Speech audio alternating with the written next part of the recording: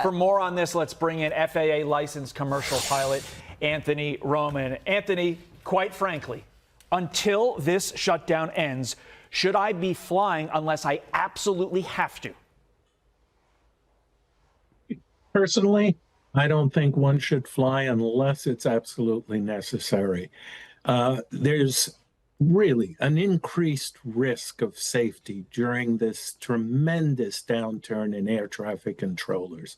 They hired in 2024 1,800 traffic controllers, and yet we're about 3,000 short during this current period of time. The FAA is going to attempt to train and hire 2,000 more during 25, but they're going to be very green, and it's going to take another year or two for them to become experienced and very safe, independent controllers.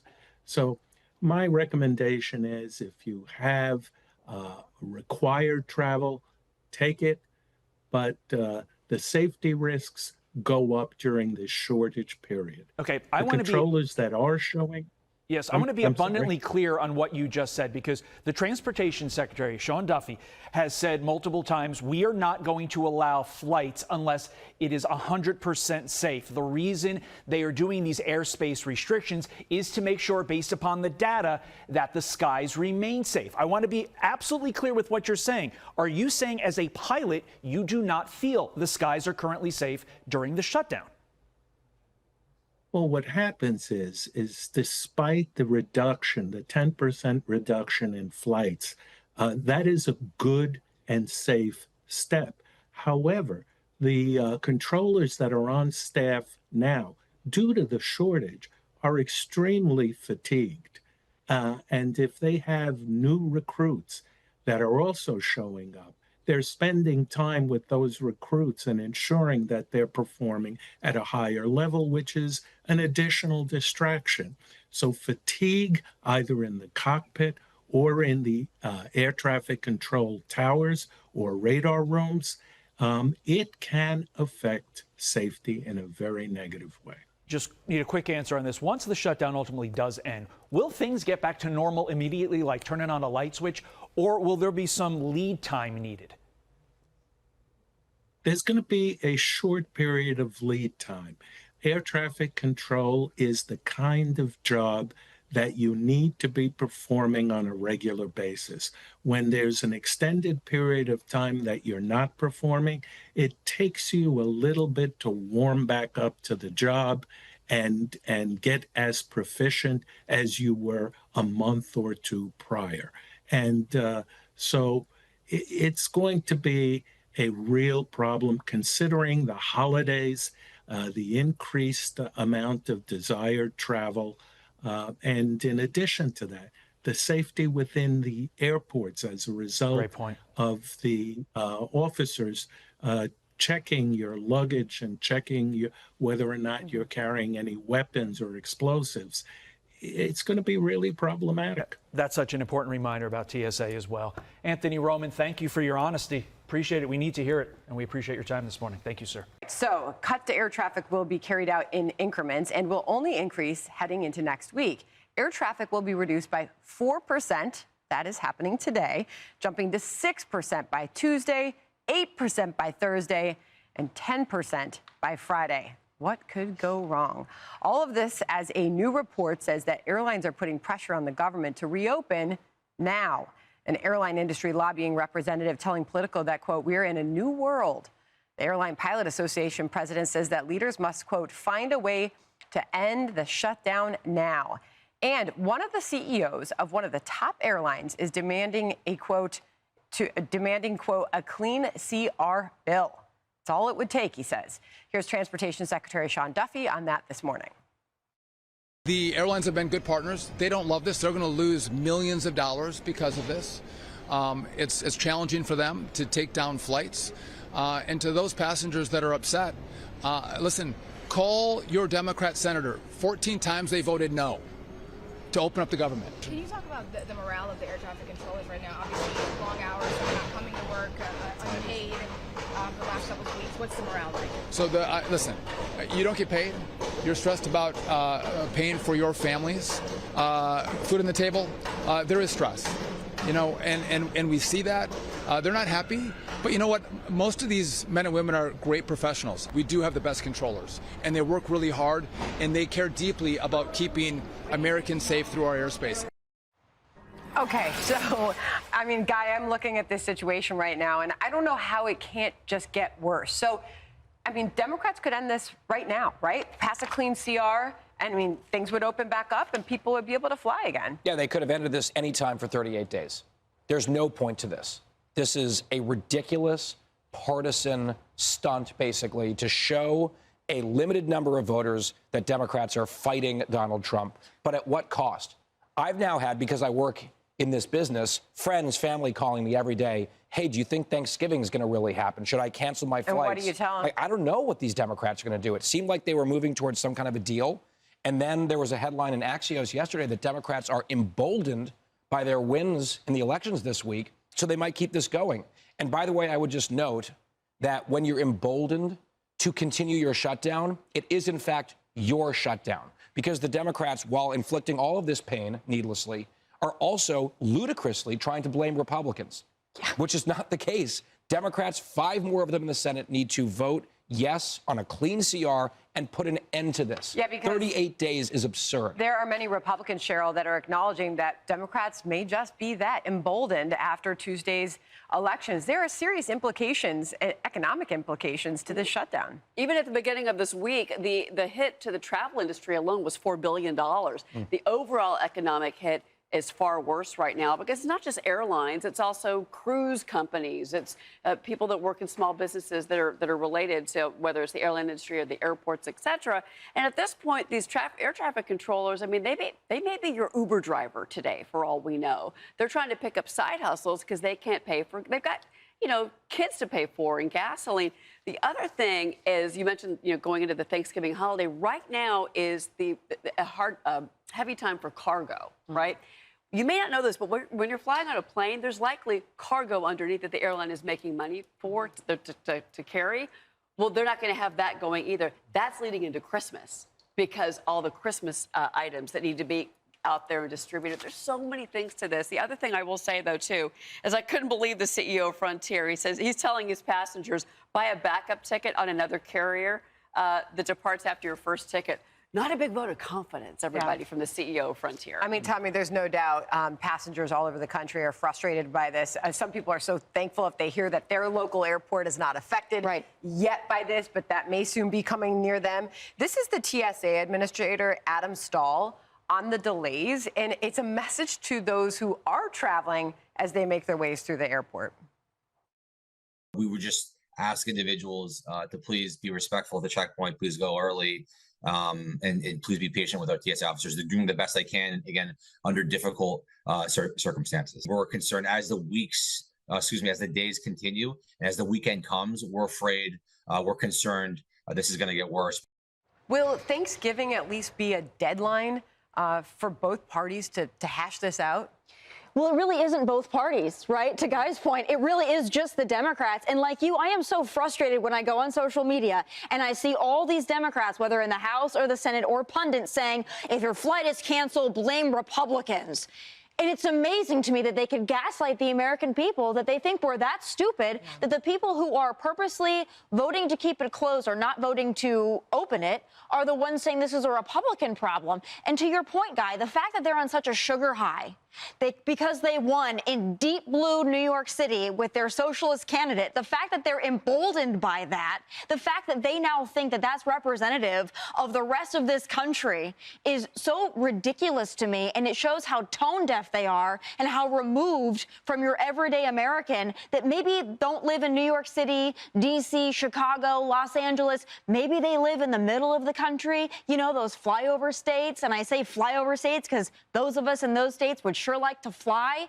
Those people are very fed up with this, and they don't take it as a hoorah for Democrats because they got a socialist in New York City, right? Yeah, and to that point, Secretary Duffy was making the point, Lisa, that even when they do turn things back on, okay? So say something happens in an hour or tomorrow and they open things back up, these workers don't just come back online tomorrow. They don't just come back to work tomorrow. This is going to take time to get the system moving again. Yeah, and he's doing everything he can to keep flying safe during this time. And that's what's at risk here, and that's what's not being pointed out enough. I mean, you go back to January, 67 people died in that midair crash over Ronald Reagan Airport. So that's what he's trying to prevent here. But the pain is the point for the Democrats. They've told us this. I mean, you have the House Minority Leader, Catherine Clark, told us that this gives them leverage. You had Senate Minority Leader Chuck Schumer said every day gets better for them as this goes on. So they're okay with the pain. But the guy is right that what this is about, it's not about the beefed up Obamacare subsidies. This is about feeding a rabid base. I mean, you go back to that Axios article in July. Do you guys remember what the grassroots were telling House Democrats? That they wanted blood, that civility wasn't working, that there was going to have to be violence, that they would have to be willing to get shot to appease the grassroots. And then what happened in Virginia? They elected attorney general who talked about wanting to shoot a Republican leader in the head, also see his two kids, young kids, killed, and then wanted to urinate on the graves. So that's what the Democrat Party is working with right now. That's their base. The last thing I'll add is even looking at the beefed up Obamacare subsidies, they were always supposed to be temporary. And they were recently extended in the Inflation Reduction Act, which, by the way, was never about inflation. We were lied to about that as well. It was about climate By funding. the way, if you're a member of the traveling public and you are getting on a plane, overworked and demoralized air traffic control is not ideal. Yeah. Maybe Democrats will actually be affected themselves by flight delays or cancellations. Maybe they don't care about the troops not getting paid or SNAP or anything like that. If a senator gets his flight canceled, maybe he changes his vote finally. Yeah, but you make a really good point. Secretary Duffy has been talking about how low the morale is, and you know, these air traffic controllers who are working, they're tired, they're fatigued. It's a lot. And we hope this situation improves. We're going to ask Transportation Secretary Sean Duffy. He's going to be joining us top of the next hour on America Reports. We'll get the news straight from him as it happens. Let's bring in the Transportation Secretary, Sean Duffy. Mr. Secretary, welcome to you. Thank you so much for coming on. Please do provide our audience an update on this situation, as so many are thinking about their holiday travel plans. Yeah, so as you just reported, or Jonathan reported, we are going to implement a 10% reduction in flights over the course of the next week. And again, that becomes, that is from the data that we see from our safety team at the FAA. We see additional triggers or stats that are going in the wrong direction. And we want to make sure we take out that pressure from the system and, again, make sure the airspace is safe as Americans travel through it. So, yes, you're going to see more cancellations. We're still going to watch the staffing triggers. What that means is air traffic controllers are calling in sick. That happens in different parts of the country. As that happens, you'll also see additional delays throughout the American airspace. But Sandra, I mean, the problem we really have is air traffic controllers aren't being paid, and they're being forced to take secondary jobs. Again, whether it's waiting tables or driving Uber, instead of coming to towers and doing their day jobs because they're paying for the necessities of their family, food, gas, rent, or mortgages. And let's end the shutdown and let's let the Congress debate their issues, but let's not hold the American people hostage and air travelers hostage by the shutdown that's going on to a historic level right now. Mr. Secretary, you and I had a good chance to talk to each other here while the president was speaking. We spent some quality time together here. 38 days into this is an unprecedented territory that we're in. And I know that you were at an event, we spoke about this a moment ago, earlier this morning, where you said that it's going to happen, but theoretically, if this continues to roll out day 40, 45, whatever, that you could see those cancellations, the flight reductions go up as high as 20%. Well, so the controllers have said most of the controllers can navigate missing one paycheck. Virtually none of them can navigate missing two paychecks. That second paycheck comes this Tuesday. And so if this shutdown doesn't end relatively soon, the consequence of that is going to be more controllers don't come to work. And then we're going to have to continue to assess the pressure in the airspace and make decisions that may, again, move us from 10% to 15%, maybe to 20%. I don't want to see that. Or, by the way, if controllers start coming to work and the pressure goes down, we can move those numbers in the other direction. Again, this is a moment-by-moment assessment. Again, doing all we can to make sure travelers are safe as they move through the airspace. Okay, so we hear that and we say, okay, you're already going to 10. There's the possibility of 15, 20. You don't want it to get there, but it could. And then we think, okay, so then what if it gets to that point, the government reopens, but you've already got all these workers who have gone home, taken other jobs. I mean, they were trained to do this. It took time to get them to that point. I mean, what does it look like once, whenever that is, we're able to reopen the government? What does it look like to try to staff these towers again? Yeah, so if the government opens tomorrow, which it won't, it doesn't look like, but if it was to open tomorrow, it's going to take us days to assess the controllers coming back into their facilities or their towers. And then once it's safe, we start to move those numbers back down to zero on our required 10%. The problem is the airlines have to then put those flights back out for booking again, right? And so it's going to take some time for the airlines to respond. So once we see more controllers in the towers, then airlines have to respond to that. So it can be days, if not a week, before we get back to full force flights.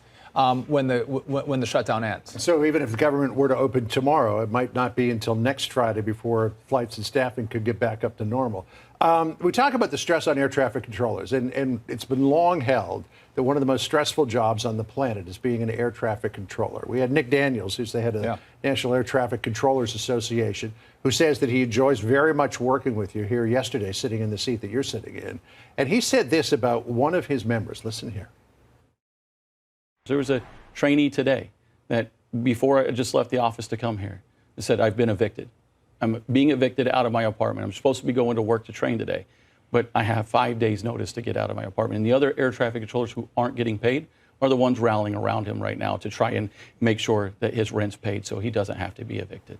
So you think you're going to air traffic control school because you've talked about the shortage of air traffic controllers and how you're trying to get those folks into the control centers and towers as quickly as possible. And here's a trainee who can't pay his rent. That's right. And is trying to scrape together the money to do it as he's thinking about going back to school to learn how to be a controller. So here's that's what burns me, right? So the American people have seen that we have an old, antiquated air traffic control system, and we don't have enough controllers in our towers. I'm trying to alleviate both of those issues. One, get new equipment, but also bring in more controllers. By the way, we're up 20% of throughput through the academy, more controllers coming into the system. This doesn't help me. If you're a young person thinking about being an air traffic controller, you might be called to do it, but you look at a government shutdown like this, you don't get paid for a month plus, you're going to rethink that career choice. And so it makes it harder for us to recruit. And so as I try to make up that 1,000 to 2,000 controller differential that I'm in right now, I'm short. This makes it more difficult to get the best and the brightest young people to sign up to be air traffic controllers. And again, after the shutdown's over and everyone stops covering it, I'm going to be the one that's still dealing with trying to get young people in to take these great jobs. And by the way, as I mentioned, we don't have the best equipment, but we have the safest, most efficient airspace in the world because we have the best controllers, the best trained controllers. And I'm proud of them. I want more of them to come back to work. But again, the older ones make some good money. But the younger ones, and if you're the sole source of income in your home and you have a child or two at home as well, they really can't make ends meet.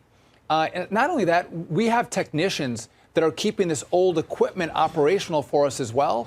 They're also coming in without pay. So the stress that this puts on the American system is it's just not worth it. And it begs for me the question, what are we fighting over? What is the issue that Democrats want addressed? It'd be one thing if we knew that would be fine, but I don't know what the fight is over. And the American people are being used as leverage. I was at DCA today talking to passengers and again, trying to hear their stories. I think it's important for me to listen to them and hear them. And I was there and we have a lot of disruptions that are taking place throughout the system. And I think it's unfair that the American traveler is being held hostage and used as leverage for a fight that I can't figure out what it's about. Well, there's no doubt travelers are frustrated all over the country, and they don't see an end in sight yet, at least, Mr. Secretary. And we appreciate you coming on. You're a brave person for going into the Lions Den like that. Yeah.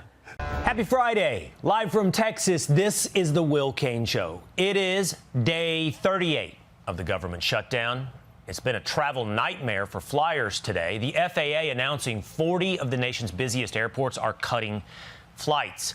The cuts are starting at 4%, and if there's no deal by next Friday, that number jumps to 10%. And as of 4 p.m. Eastern, here's where things stand. Over 960 flights have been canceled, with over 3,500 flights delayed. That flight, Mayor, did not affect my flight back from New York City to Dallas. But it's happening as Senate Republicans are working to end this shutdown. Democrats, though, are worried about branding. I think there will be some pretty substantial damage done to a Democratic brand that has been rehabilitated if, on the heels of an election in which the people told us to keep fighting, we immediately stop fighting. If we surrender without having gotten anything, I worry that it will be hard to sort of get them back up off the mat in time for next fall's election cycle. So branding requires that your flight be canceled. A normally calm Senate Majority Leader John Thune is furious. This is a straightforward proposal which addresses the concern that millions of Americans have who are headed to food banks and can't pay their rent.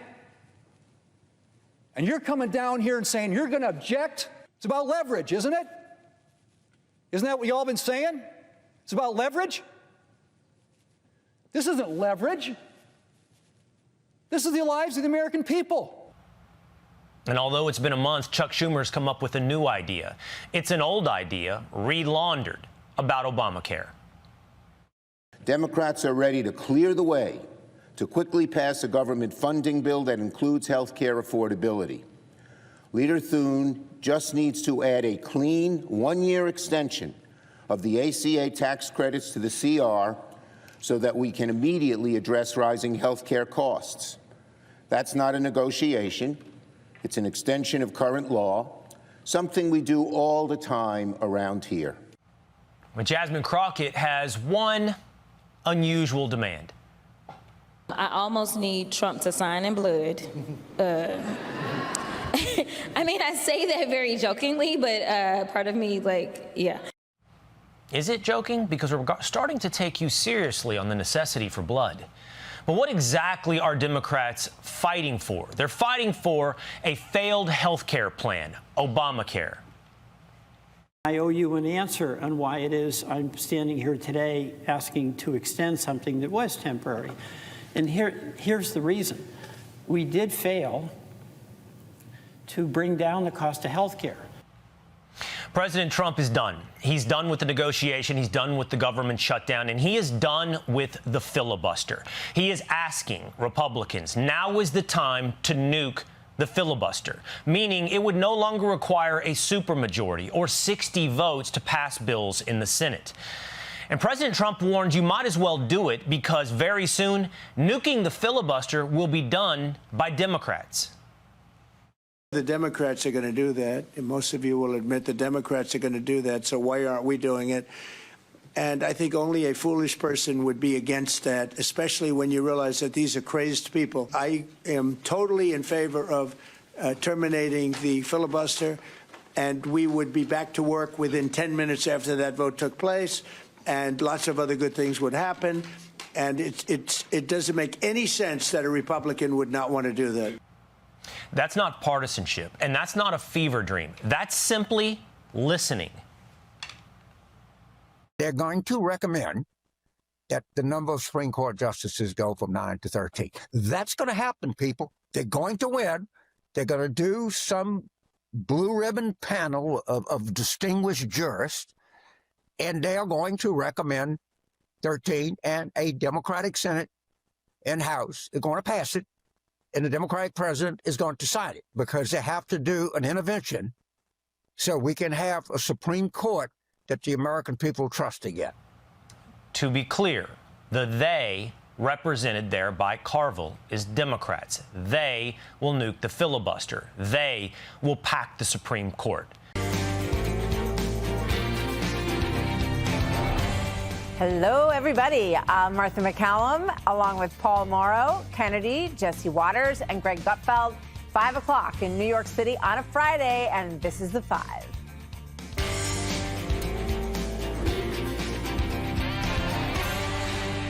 Well, the shutdown pain is going sky high. American travelers getting rocked as cuts to air traffic really dig in, and they will be carried out in increments. Today, it's a 4% cut across the board. It'll jump to 6% of all air traffic that will be shut down by Tuesday, 8% by Thursday, 10% by next Friday. Secretary Duffy warning late today that it could go to 20% in the coming weeks. So President Trump unloading on Democrats for not cutting a deal. Watch. We have a shutdown, as you probably know, because the Democrats have gone, they're crazy. They're crazy. But they don't care if they hurt the country. Who are you with? Who are you with? I'm with NBC News, sir. Fake news. NBC. You're fake news. What a NBC's gone down the tubes along with most of the rest of them. Republicans have voted 14 times to open up the country, and the Democrats have voted 14 times to hurt the country, really. I mean, you can hear it all right there. The president has run out of patience with this after 38 days. Then Chuck Schumer came to the Senate floor, to the podium, and suggested a one-year extension of the Obamacare subsidies to end the shutdown. I mean, originally they wanted to go through January, but his olive branch is let's do it for a whole another year. And according to Axios, emboldened Democrats after Tuesday night are pushing to keep this thing going. They think this is working for them, and they want it to go on longer. Democrats Senator Chris Murphy, gave the game away. He is worried about his party's brand. Watch this. There will be some pretty substantial damage done to a Democratic brand that has been rehabilitated if on the heels of an election in which the people told us to keep fighting, we immediately stop fighting. I worry that it will be hard to sort of get them back up off the mat in time for next fall's election cycle. All right, let's talk about this. Really what they're looking for is a Band-Aid, Paul Morrow, of mediocrity, of the healthcare fund and Obamacare, right? The people have gotten so beaten down and just used to it. Yeah. And they expanded it during COVID, and that was supposed to go away. But of course, nothing ever goes away once it's been handed out. What do you think about where President Trump is on this now? So obviously he is dug in as well, and the Democrats are worried about branding here, and we've heard them talk about leverage, right? We've got this leverage now, we're going to use it, which is something that nobody wants to hear. Look, I think of, in terms of the air traffic controllers, there's a few jobs out there where there's not a lot of wiggle room, right? You don't have a lot of large room for error, right? You got, let's say, heart surgeon, cops, firefighters. Air traffic controllers, talk show hosts have plenty of leeway. You're living proof. The bottom line is this. You don't want FAA guys looking at their phones worrying about their mortgages. So we do have to get this solved. But this is a procedural thing, and we should remember that. I'm not going to steal something from DeRoy Murdoch because he is so sharp on this, and he makes this point. Why are we allowing them to have a silent filibuster? You're supposed to stand up there and talk, and we're letting them not do it. This is a silent filibuster. As the majority, you can force a filibuster that's talking, a talking filibuster, they call it, with a slight rule change. You can make them do it. Here's why that matters. Because they can't hand it off. You're going to get one person who's exhausted, right? Now, you're not going to be able to get the vote at that point, so then somebody else has to take over. They'd have to go through everybody. It would create the theater that's missing here because the average person doesn't understand that it's the Democrats who are saying, we have leverage, we're just not going to shut it down. And let's remember something else. If you cycle through all the Dem senators, ultimately you're going to get 84-year-old Bernie Sanders. He's trying to speak for 14, 15 hours. You're going to get Angus King, who's 81. Now, he's an independent, but he caucuses with them. My point is this. Make them do it. Make them suffer. Right now, it's all being done in a very anodyne way off stage. And as a result, they're getting away with it. Kennedy, obviously, President Trump wants to end the filibuster. It's a pretty complicated set of rules that would allow Republicans to end the filibuster. But he's saying, look, Democrats are going to do this eventually to us if they regain power in the Senate. It's a Senate issue. So just do it now. And he's reeling off the list of all the things that could get done if they do that. What do you think? I am not a fan of that. I do think that there should be some decorum and expectation within the Senate. It is supposed to be the upper chamber, but they are acting like they're swilling whatever is left over in a chamber pot. I mean, it's absolutely disgusting the way they are comporting themselves. And I worry that if you do get rid of the filibuster, I mean, that is the mechanism that is supposed to invite compromise and conversation, and people who may only be able to create a coalition around certain ideas, still reaching across the aisle, and then being able to go back to their respective caucuses and sell the ideas that will put the American people in a better position. And, you know, Tammy Duckworth talks about, we have to take care of our federal workers. It's like, do you think that prolonging this strike, you know, it's like, we'll be at 40 days on Sunday. Is that taking care of federal workers? You know, why not take care of Americans who can't get things like SBA loans? And, you know, my brother is in town from Portland, Oregon. He's worried he's not going to get a flight on Sunday because we're going to go down 2 percentage points in terms of available flights by the time he has to leave.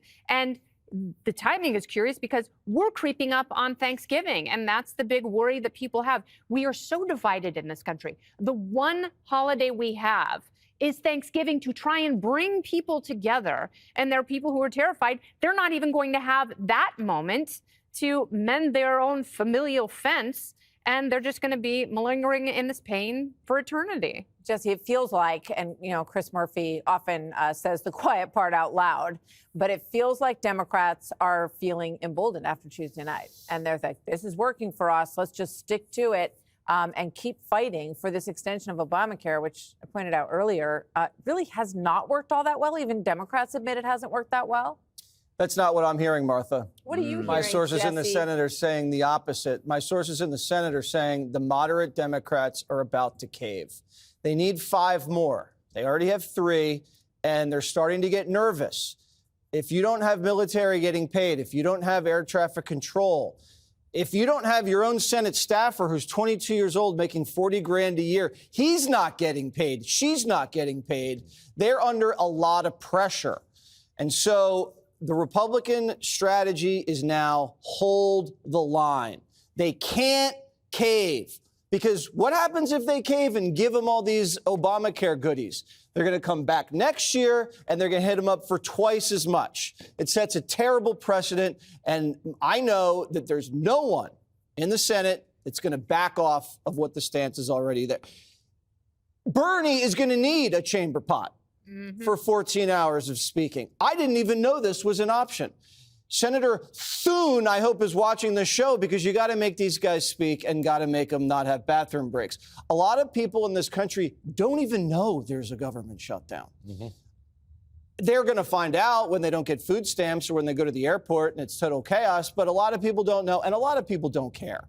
But if Mellon, this billionaire, ponied up what was it, $130 million to pay the soldiers during the shutdown?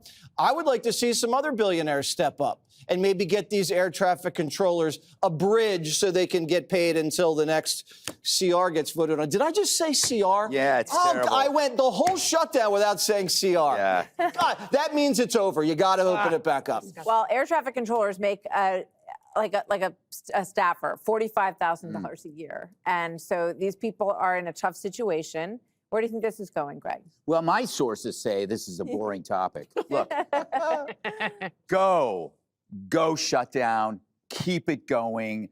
What a great excuse to skip Thanksgiving. There are a lot of people that are right now going, I don't have to fly. I can't make it. We know who you are because I'm one of them. I don't want to. I got a baby. I don't want to fly across country. Look, out of 45,000 flights a day, you're talking today it was like 900. It's not a big problem, and in fact, I have to say, how can you tell? Flying sucks. I mean, flying sucks for everybody but politicians. Your flight can get delayed or canceled for a million different reasons. This is just one more variable. It's still like, what, 2% right now? Bottom line, we've dealt with hassles for 30 years. The FAA has always been a mess. It just so happens Democrats and Republicans alike, they don't have to worry about it because, let's face it, people handle their travel. And if they get bumped, they just go on the next flight, or they fly private, or they fly business or first class. But it's never been an issue. The same way public education is never an issue for them. Immigration isn't an issue because they're not going to lose their jobs to illegal labor. They don't worry about crime because they got security. Flights taken care of. I haven't seen an industry go downhill like this. I mean, think about how fast our computers get every year and how much slower travel is. It's insane. It's the only thing that hasn't kept up with progress. And it's because people have found a way around it. People don't trust Democrats, and you mentioned this earlier, that temporary is an on-ramp to permanent. And a subsidy that should expire will then become a necessity. A one-year extension must be renewed every single year, like Jesse's Hair Club for Men membership. Democrats will say, as Zoran says, that government can solve every problem. Therefore, it can only expand. And anytime you try to reduce its size, somebody's going to die. And remember, you will kill people if you try to shrink government. That's always been their mantra. It's a game of chicken. The Dems picked the wrong bird to play chicken with. Trump's solution to stuff like this is to always go harder. They asked Trump, is ICE going too far? They haven't gone far enough. That's his answer. They're playing chicken. Trump's looking at it as the running of the bulls, and he's the bull. Maybe Congress should pool their resources. There's plenty of wealthy members of Congress, and they should pay the air traffic controllers until it's over. Pelosi, they're still getting paid. They voted to not take the pay cut along with the rest of the people they're taking checks away from. Some of them individually have passed up on their paycheck. But anyway, they should cover the air traffic controllers, $45,000. All right, so coming up next, it was an amazing night. Fox Nation honoring America's unsung heroes at the Patriot Awards. Find out what things are like on the ground right now, what passengers have to say. Senior correspondent Jonathan Sari is at Hartsfield-Jackson Airport in Atlanta. Good evening, Jonathan. Good evening, Brett. As we speak, wait times at the TSA checkpoints here in Atlanta are approaching 20 minutes, which is not bad for a typical business day. But earlier in the day, departing flights out of this airport were averaging a delay of 30 minutes. Looking across the U.S., the tracking service FlightAware shows more than 4,000 flight delays so far today and more than 1,000 cancellations. And travelers are noticing the effects. This is very tacky, but I hope some of those senators and congressmen get stuck because they can't get somewhere, so they'll get there and figure this out and get it going again. There is a shutdown, so you never know. And we are coming from Singapore. Imagine we are trapped here in America first. Federal transportation officials are cutting back on flights incrementally, starting with a 4% reduction today, leading up to a 10% reduction next Friday across 40 high-traffic airports. They say this is to ease the stress of reduced air traffic control staff during the government shutdown so that people can continue to fly safely, albeit in smaller numbers. But Transportation Secretary Sean Duffy warns 10% is not a cap. This shutdown doesn't end relatively soon. The consequence of that is going to be more controllers don't come to work, and then we're going to have to continue to assess the pressure in the airspace and make decisions that may, again, move us from 10% to 15%, maybe to 20%. And the FAA's emergency order even affects commercial space launches and re-entries. Starting November 10, they must take place between the hours of 10 p.m. and 6 a.m. so that air traffic controllers don't have to reroute airplanes around commercial space activities during the busiest hours of the day. Now, for passengers being affected by these flight cancellations, the airlines are required to issue full refunds, but are not required to reimburse people for things like hotel and meals. Brett? All right, Jonathan, thank you. Happening today, the FAA is cutting 4% of the flights at 40 busiest airports across the country, as it plans to gradually cut 10% of flights by November 14th if there's not an end to the shutdown. And we're already seeing the effects today with over 500 flights delayed and over 800 flights canceled. Frontier Airlines CEO suggesting passengers buy a backup ticket on another carrier that departs after the first ticket. That way, if your flight cancels, you have the immediate backup. But that also presents challenges, too. Is anyone going to find any available seats? Travel expert Brian Kelly, a.k.a. the Points Guy, joins us now. Brian, you were just checking everything. You think we got to be proactive if you're a traveler now? Absolutely. At the Points Guy, one of our writers had a flight canceled for Sunday, Houston to Fort Lauderdale, and she didn't even get an email. So she was just checking in her online United account and saw that it was canceled. So she was able to snag seats. They didn't automatically rebook her. Right. You know, the airlines here, they're just trying to figure this out last minute. You may not get an email for a while, so be proactive. Especially if you booked your ticket through an online travel agency, the airline probably doesn't have your correct information. So get the airline record locator and put in your correct contact information and keep going to that airline's website to check to see if there have been any changes. And just make sure you put your cell phone in. Absolutely. Because then you'll get your text messages. That's quicker. And get the airline app. Phone wait times are crazy, but the airlines actually have done a good job. You can go into the app and select a different flight, or all the airlines are offering free cancellations if you don't want to take the delayed flight or if you simply just don't want to travel. So right now it's 4% cuts, but it's gradually going to go up to 10% cuts. And the recommendation by the CEO of Frontier is interesting because that also complicates things.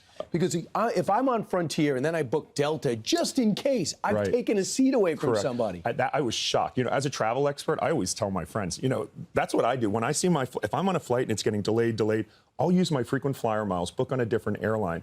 Because what people don't realize, with airline miles, you can cancel until departure free of charge and get all your miles back. So that's what us experts have been doing for years. Airlines always frown on that, right? Because it makes it hard. So to hear that from an airline CEO is pretty shocking. And it just kind of shows just how unprecedented these times are. In a way, though, I give him credit because he's thinking about the passenger first. He's trying to be savvy. But, you know, a lot of people say, well, that flight was sold out. Next thing you know, there's 12 seats available.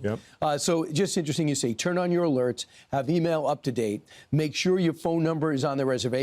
I know the big difference. You get constant updates. Make sure the airline has your contact information so you'll know what's going on. When you say 4%, I'm thinking to myself, that's not a big deal, but put numbers behind it. On a normal day, 100, 200, maybe 250 flights will be canceled for normal reasons, whether we're going to get up to 4,000 flights a day. And mind you, our air traffic system is interwoven, so one flight cancellation, they don't just take that flight out. That plane then can't get to the next destination and the next. And what's happening here, there's an open wound, right, with air traffic control. There's not enough working. 80% in New York called out last week. So this is like a Band-Aid on a gushing wound. And, you know, yesterday there were 3-hour departure delays out of Boston and New York on a nice, clear weather day due to air traffic control staffing. So even if your flight's not canceled, go to the bathroom. I'm not joking. Go to the bathroom before the flight takes off. Pack snacks. Pack your own water. Flight attendants aren't going to be able to give it to you on an active taxiway. You know, you really need to be proactive and plan for long waits. Be a survivalist? It's really, in I hate to be alarmist. I don't want people to panic. Most flights are still going to go out, especially international.